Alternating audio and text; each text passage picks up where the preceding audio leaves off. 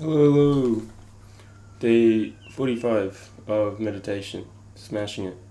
Day by day, an hour each day. Though today we did an hour meditation and it probably took us like a good 40 minutes of thinking before we actually began to become present. Not bad thoughts or anything. It's more like exploratory thoughts, like just so many wonders, so much things you want to explore, and I guess pursuits in life you wish to like pursue, which is very interesting. That's probably what makes it so addictive. But yeah, I guess those thoughts, I don't know. Yeah, they're good thoughts, but we shouldn't place too much emphasis on the future, especially if we're right here, right now, and we don't even know if we make it to the future. That's if we meditate on death. But we have definitely noticed that, I don't know if it's since the end of the relationship, like my previous relationship, about 6-7 weeks ago. I don't know if it's, or it could be like the meditation as well, or like just new life, I don't know. I think meditation has a big part of it, but we just feel a lot happier as a human being. We feel more present, we feel less anxious, like we feel confident in our abilities to like ramble and have good thought direction towards the positive, I guess. We seem more with it. I guess what I'm essentially saying is like meditation, it gives you this different perspective on life. We seem more intelligent as well. And that's a strange sensation to realize like something's clicked in your mind, and there's like, you just feel like,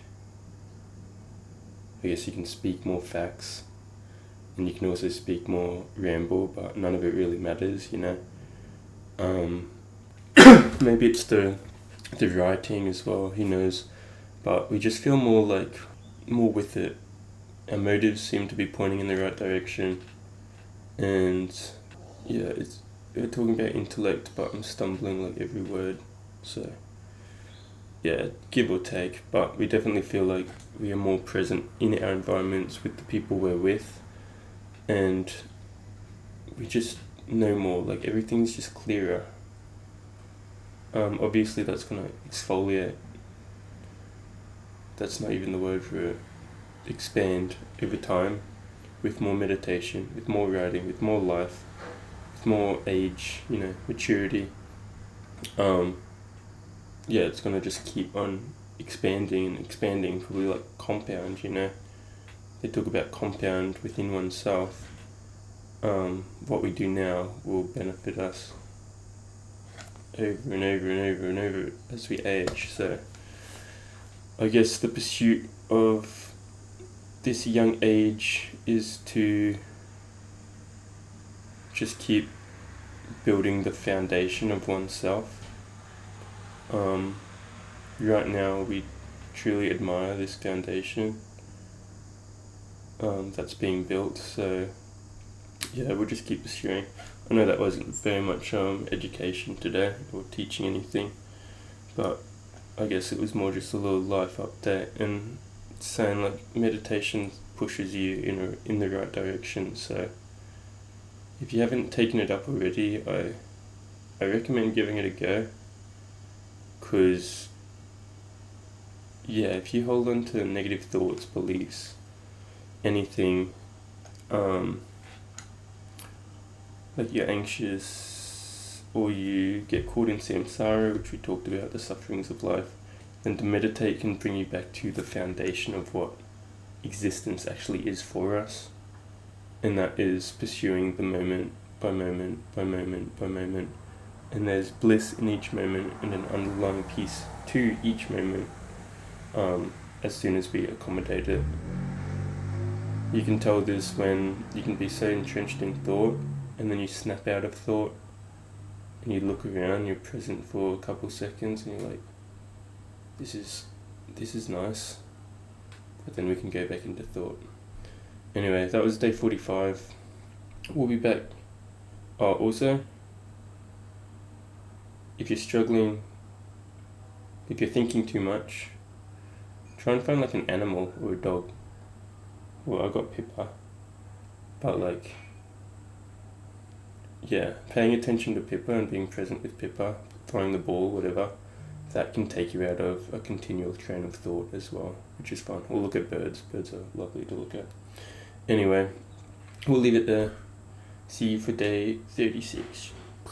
Hello, it's Connor here, day 46 of meditation. And yeah, today's been a meditative day, indeed. Very present, very kind of preparing for the new year. And I feel like the new year has, I know it's looking into the future, but I feel like the new year has a lot in store for us. I feel like there's going to be a lot of like a quest for discovery, and just a feeling that a new world is going to open up, and it has the potential to be overwhelming in the sense that realizations and the new perspectives on life can be so expansive and just opens up more doors of the unknown. It's like the void. I know none of that makes sense, but this new year ahead's going to be a lot of learning and a lot of new experiences and a lot of presence and pursuing the life that seems to have purpose and meaning.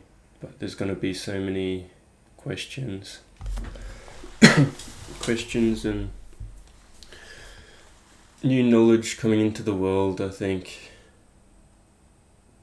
which we'll all explore together, which will be fantastic and amazing, and I'm very excited for it. Definitely going to be taking on a completely different approach to life, which is exciting. But yeah, well, I guess we'll do that together, so we'll figure it out in time. Not that we're looking ahead too much. Got to be present with the moment, as we say pretty much every day after meditation. Be present with the moment, plan for the future, overcome the past, or learn from the past, one or the other, bit of both really. I always had thoughts about attachment. I want my own attachment to be in the right place, with all people, to love without attachment, though we cannot truly plan for other people's minds. So I wish for others to not get too attached. Yeah, none of this really makes sense. I know we're in a very present but like thinking state that doesn't really make sense either. Just feel like the world of possibility has opened up. A new world of thought and perspective has opened up, and we're not there yet.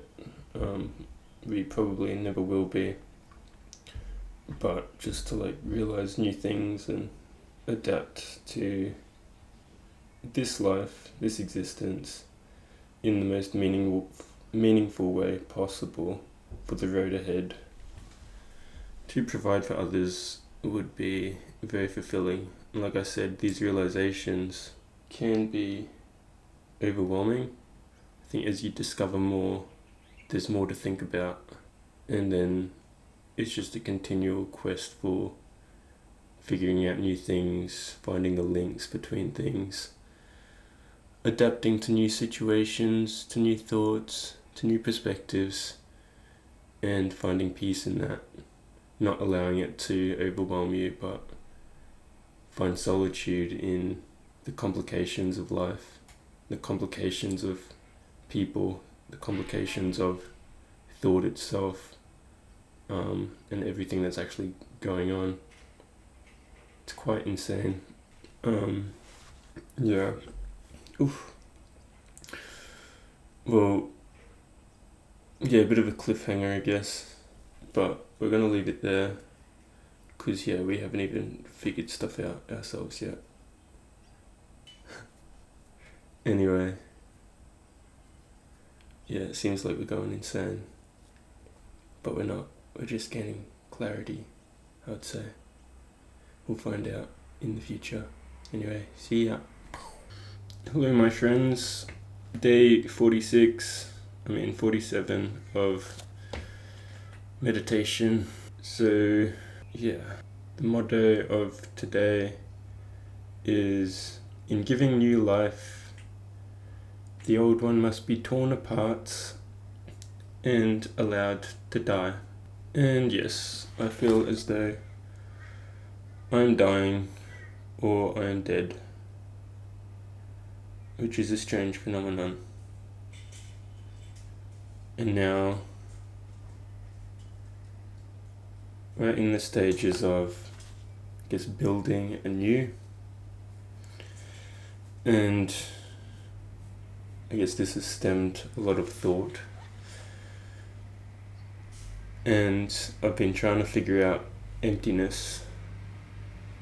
What emptiness is. My perspective on it so far is to empty the mind completely, to empty it of thought completely. I kind of wish I had a teacher, in a sense, to truly point in the right direction, because right now it's just a quest of self-discovery and discovery of things around us, which is interesting. But yeah, quest of emptiness and rebuilding anew from a place of emptiness. Be empty so that you can truly observe everything from a foundation of no prior perspective to it, which is interesting. So yeah, that's where we're at. That's why we haven't been streaming. We're just trying to figure things out. Like I said yesterday, we felt we were going a little insane, but it's positive insanity, I would say. So yeah, we're still figuring everything out, and 2025 we'll have it figured out and we'll be moving forward. Another thing learnt this morning was adversities, enemies, if we claim them to be enemies. But enemies in your life, or adversities you endure, they are some of the greatest gifts in all of life, because they allow us to seek new perspectives and new recognitions, new mentalities. They provide for us, if strived for in the right direction, if we flip adversities towards a direction that is positive to us and positive to everyone around us, then they provide a true gift to us in life. Without adversity, where would we ever go? So if you have enemies, if you've been wrong done by, if life has thrown curveballs and treated you most poorly at times, know that it shapes you to who you are today. So befriend those enemies, befriend those adversities, and learn to appreciate them, because you would not be who you are today without them. And if you are struggling with the adversities and find it hard to overcome them and to see the light, then attempt to see them for what they were, accept them for what has happened, and try to push through them and forward into the present, into the now, so that we can let go of the past, let it die, like we said at the start. Let the old you die and be born anew. Attempt to understand the habits that have formed from past adversities, the sufferings you may still have within you, the habits you indulge in because of adversities, and let them die, let them go. And then from a place of emptiness, we can build a new self, we can build a new world, we can build something we never thought possible. So, yeah, I know meditations are a bit all over the place this week, but lost and found, that's what we'll call it. It's lost and found. Anyway, we'll leave it there.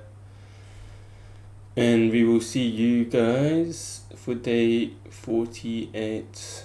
I appreciate everything. So look after yourselves. If you need anything, reach out. Because, yes, we're always there. Give us a call if you need. We really don't mind. Everyone needs to be there for each other. It's complicated, this world we live, so let's look out for one another. Anyway, see ya. Take care.